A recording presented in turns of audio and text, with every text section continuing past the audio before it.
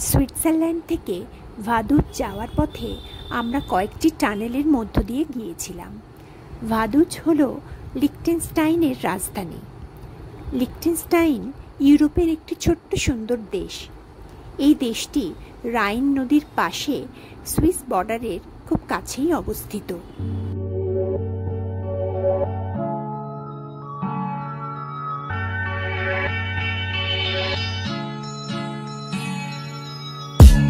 এই যাত্রাপথে সঙ্গী ছিল নীল আকাশ, ঝর্ণা, নদী, পাহাড়, ছোট ছোট গ্রাম আর সবুজ প্রান্তর।